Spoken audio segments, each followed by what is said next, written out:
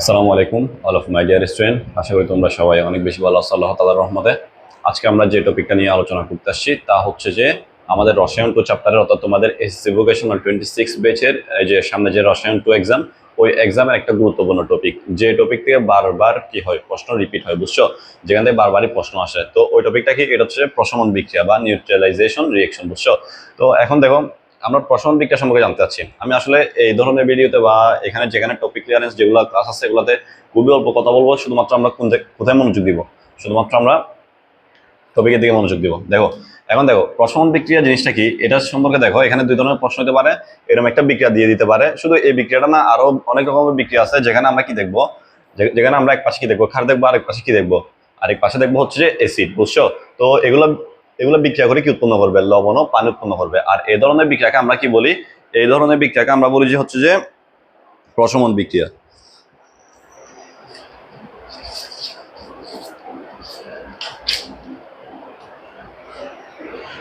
তো এখানে খেয়াল করো, এখানে কি দেওয়া আছে, এখানে ম্যাগনেসিয়াম হাইড্রোক্সাইড একটা ক্ষার, আর এদিকে আছে HCl বা হাইড্রোক্লোরিক অ্যাসিড, ম্যাগনেসিয়াম ক্লোরাইড একটা লবণ, আর এর পাশে আছে কি দুই অণু পানি উৎপন্ন হয়েছে, এই জিনিসটা দেখতেছি আমরা। এখন দেখো প্রশমন বিক্রিয়া কি, প্রশমন বিক্রিয়া হচ্ছে যে দেখো ক্ষার, দেখো অ্যাসিড ও ক্ষার বিক্রিয়া করে, আগে পরে হোক, তুমি এটার পরে এটার আগে যে কোনো একটাকে লিখলে হচ্ছে, দেখো বিক্রিয়া করে কি উৎপন্ন করবে, লবণ ও পানি উৎপন্ন করবে, বুঝছো?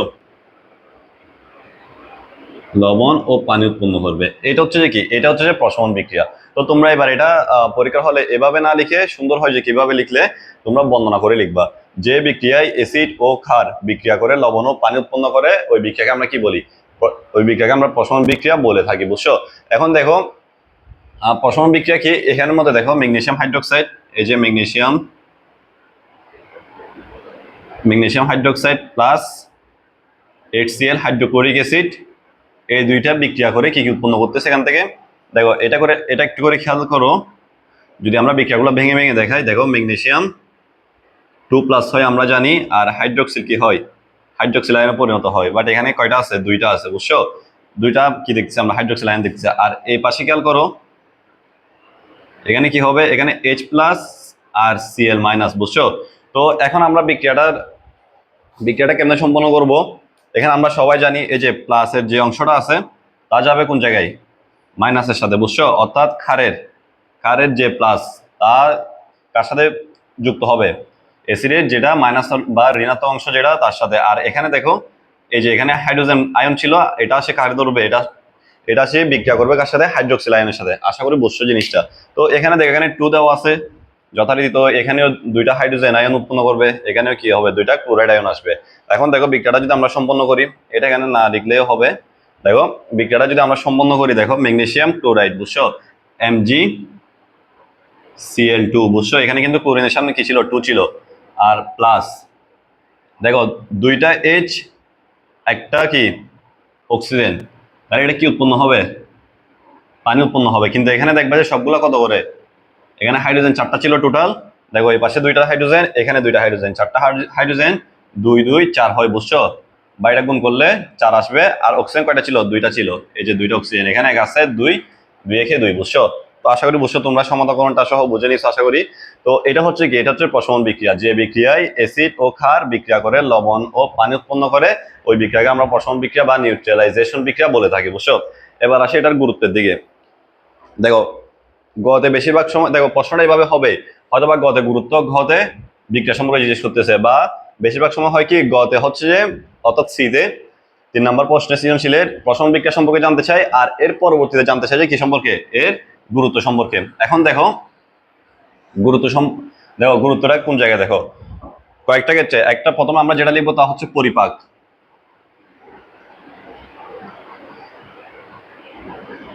দেখো পরিপাকের ক্ষেত্রে কিসের গুরুত্ব, দেখো পাকস্থলীতে আমরা সবাই জানি খাদ্য হজমের জন্য কি হয়, একটা অ্যাসিড নিঃসৃত হয় যার নাম হচ্ছে যে হাইড্রোক্লোরিক অ্যাসিড, HCl, বুঝছো? এটা হচ্ছে যে আমাদের পাকস্থলীতে সৃষ্টিকর্তা পদার্থ, অর্থাৎ আমাদের খাদ্যগুলো কি করার জন্য, হজম করার জন্য এক ধরনের অ্যাসিড কি করা আছে, দেওয়া আছে, যেটা নিঃসৃত হয় পাকস্থলী থেকে, এটাকে বলা হয় HCl। এখন খেয়াল করো, যখন প্রয়োজনের অতিরিক্ত কি বের হয়, অ্যাসিডটা বের হয়, বা তুমি মনে করো বেশি অম্লীয় খাবার খাইছো, ওই সময় দেখবা যে কি হবে, পাকস্থলী ব্যথা করে, বা এক কথা বলতে গেলে সহজ ভাষায় পেট ব্যথা করে। তো এখন পেট ব্যথা করলে বা মাঝে মধ্যে এখানে কি হয়, পাকস্থলীর প্রাচীরে যেহেতু অ্যাসিড, এটা বুঝতেছো ভয়ঙ্কর ভয়ঙ্কর হবে, তো ওইখানে কি করে ক্ষতি সৃষ্টি করে পাকস্থলীর প্রাচীরে, এটাকে বলা হয় পেপটিক আলসার, বুঝছো? তো দেখো এই যে ব্যথা যেটা হচ্ছে এটার জন্য আমরা কি খাই, আমরা সাথে সাথে কি খাই, এই যে অ্যান্টাসিডের বিভিন্ন ওষুধ বা গ্যাস্ট্রিকের ওষুধ বলে থাকি, এগুলো খেয়ে থাকি।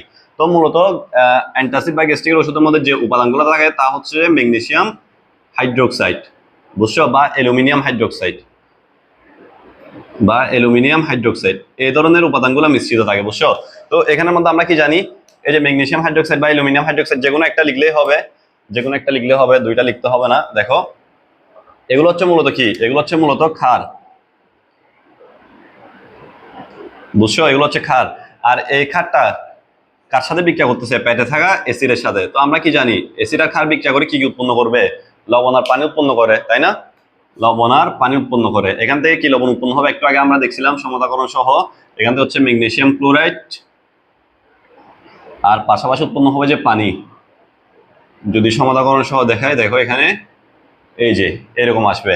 তো এখন দেখো এই যে যেটা উৎপন্ন হইলো এখানের মধ্যে কোনোটা অ্যাসিডও নাই, কোনোটা ক্ষারও নাই, অর্থাৎ আমাদেরকে যেটা যেটা পেন দিচ্ছিল যে অ্যাসিডটা, এটা কি হয়ে গেছে গা, এটার প্রশমন হয়ে গেছে, বুঝছো? তাই বলতে পারবো যে কি পরিপাকে প্রশমন বিক্রিয়ার কি আছে, গুরুত্ব আছে। এর পরবর্তী দেখো, এর পরবর্তী হচ্ছে কৃষিক্ষেত্রে, কৃষিক্ষেত্রে গুরুত্ব। দেখো কৃষিক্ষেত্রে গুরুত্বটা হচ্ছে যে মনে করো সহজ ভাষায় বলতে গেলে যেমন পুকুরও তো আমাদের কৃষির যেগুলা উপাদান আছে এটার মধ্যে পড়তেছে, তাই না? তো মনে করো একটা পুকুর নষ্ট হয়ে গেছে বা একটা পুকুরে কি হয়েছে, পানিগুলা নষ্ট হয়ে গেছে। এখন পুকুরটা অনেক বড়, তুমি তো এটা করবো না যে পানিগুলা ফেলে আবার নতুন পানি দিবা, এরকম হয় না বেশিরভাগ সময়। দেখো তো কি করবো, এখানের মধ্যে নষ্ট হয়ে গেছে বলতে এখানে কি হয়েছে, অম্লত্ব বৃদ্ধি পাইছে বা এসিডিও এসিডিক হয়ে গেছে পানিগুলা, বুঝছো, অম্লত্ব বৃদ্ধি পাইছে। এখন দেখো এসিডের পরিমাণ বৃদ্ধি পাইছে বা অম্লের পরিমাণ বৃদ্ধি পাইছে। তো এখন তুমি কি করবা, তুমি অবশ্যই এখানে আসি কি দিবা, ক্ষার দিবা, যাতে কি হয় এ দুজন বিক্রিয়া করে কি উৎপন্ন করতে পারে, এ দুজন বিক্রিয়া করে লবণ ও পানি উৎপন্ন করতে পারে। দেখবা যে পানিগুলা কি হচ্ছে, পুকুরের পানি আগের রূপে ফিরে আসছে। বা এটা এটা বেশিরভাগ সময় হয় কোন জায়গায়, আমি এটা বোঝার জন্য বলছি।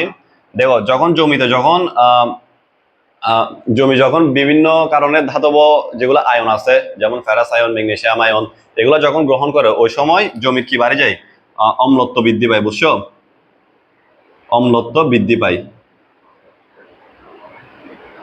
তো এই সময় দেখবা যে জমির উর্বরতাও কি হয়, নষ্ট হয়ে যায়, জমির উর্বরতা নষ্ট হয়। তো এই সময় কি হয়েছে, অম্লত্ব বৃদ্ধি পাইছে না, এই জন্য কৃষকরা কি করে, ক্যালসিয়াম অক্সাইড বা চুন ব্যবহার করে, বুঝছো? এটা ব্যবহার করে কি করে, পিএইচ এর মান বৃদ্ধি করে, পিএইচ এর মান বৃদ্ধি করে, বুঝছো? তো পিএইচ এর মান বৃদ্ধি করা মানে কি, এটা হচ্ছে যে এক প্রকারে কি, যেটা পিএইচ এর মান আমরা জানি 7 হচ্ছে নিরপেক্ষ, আর 7 এর নিচে যেগুলো আছে তা হচ্ছে অম্লীয়। এখন 7 এর উপর নিয়ে গেছে, মনে করো এটা কি হয়ে যাচ্ছে, ক্ষারীয় দিকে চলে যাচ্ছে, বুঝছো? বা এক কথায় এসিড হওয়ার কারণে কি হয়েছে, মানে অম্লীয় হয়ে যাওয়ার কারণে এখানে পিএইচ এর মান কমে আসছিল, যেটাকে আবার বৃদ্ধি করা হয়েছে বা উর্বর করা হয়েছে, বুঝছো? বা উর্বরতা বৃদ্ধি করা, উর্বরতা বৃদ্ধি করে, বৃদ্ধি করে। আশা করি বুঝছো তোমরা। এছাড়াও মনে করো এসিড বৃষ্টির কারণে কি হতে পারে, জমির অম্লত্ব বৃদ্ধি পেতে পারে। তো দেখো আশা করি বুঝছো, এটা হচ্ছে এক ধরনের ক্ষার, যেটা যখন কি করবা, আহ তুমি যখন জমিতে দিবা ওই সময় দেখবা যে কি জমির অম্লত্ব কমে, জমি আবার কি হচ্ছে, উর্বরতা ফিরে পাচ্ছে। এখন দেখো আরো কিছু ক্ষেত্রে ব্যবহার করা হয়, যেমন দাঁতের যত্নে, দাঁতের জন্য কেমনে ব্যবহার করে, দেখো আমরা যখন খাবার খাই তো দাঁতে তো ব্যাকটেরিয়া থাকবে, বুঝছো? তো ব্যাকটেরিয়া কি করে, আমরা যে খাবারগুলো খাই এগুলার মধ্যে বিক্রিয়া ঘটিয়ে বা এখানের মধ্যে কি করে, দাঁতের এনামেলকে কি করে, ক্ষতি করে, বুঝছো? এনামেলকে ক্ষতি করে। আমি সংক্ষেপে বলে শেষ করতে চাচ্ছি। দেখো এনামেলকে ক্ষতি করে, দাঁতের এনামেলকে। এখন এখান থেকে খেয়াল রাখতে হবে যে আমরা যে টুথপেস্ট ব্যবহার করি বা ব্রাশ করি ওই সময় কি করি, আমরা মূলত এখানে কি ইউজ করি, ওইখানে দেখবা যে ফ্লোরাইড আয়ন আছে, যেগুলো হচ্ছে মূলত কি ক্ষারীয় জিনিস, বুঝছো? তো আমরা এখানে কি ব্যাকটেরিয়া এখানে কি সৃষ্টি করে, অম্লীয় পরিবেশ সৃষ্টি করে দাঁতের মধ্যে, বুঝছো? সেম দেখো অম্লত্ব বৃদ্ধি করছে, এখানে যে অম্লত্ব বৃদ্ধি পাইছে দাঁতের মধ্যে কি হয়, অম্লত্ব বৃদ্ধি পায়, এটা দাঁতের এনামেলকে ক্ষতি করে। বা বিভিন্ন সময় আমাদের দাঁত টক হয়ে যায় বেশি টক খেলে, বুঝছো? প্রায় কাছাকাছি ঘটনা সবকিছু। তো এখন দেখো এখানে কি হবে, এরপরে আমরা যে টুথপেস্ট ইউজ করি ওইখানে হচ্ছে কি ক্ষারীয় জিনিসপত্র থাকে। তো এখন এসিড আর ক্ষার বিক্রিয়া করে কি উৎপন্ন করবে, লবণ আর পানি উৎপন্ন করবে। এভাবে কি করে আমাদের দাঁতের এনামেল বলো বা দাঁতকে, সর্বোপরি দাঁতকে কি করা, কি করতে পারি, আমরা রক্ষা করতে পারি, বুঝছো? এছাড়াও মনে করো ত্বকের যত্নে, ত্বকের যত্নে, বুঝছো? ত্বকের যত্নে বলতে কিরকম, আমরা সবাই জানি আমাদের ত্বকের একটা কি নির্দিষ্ট পিএইচ আছে, যেটা হচ্ছে 5, বুঝছো? এখানের মধ্যে থাকলে 5 থেকে 6 এই রেঞ্জের মধ্যে যখন থাকবে ত্বকের পিএইচ, ওই সময় কি হয়, এই সময় দেখবা যে ত্বক হচ্ছে বিভিন্ন ধরনের পরজীবী বলো বা মনে করো অ্যালার্জিক যেগুলো পরজীবী, এগুলোর মধ্যে থেকে এগুলোর সাথে কি করতে পারে, ফাইট করতে পারে বা প্রতিরোধ গঠন করতে পারে।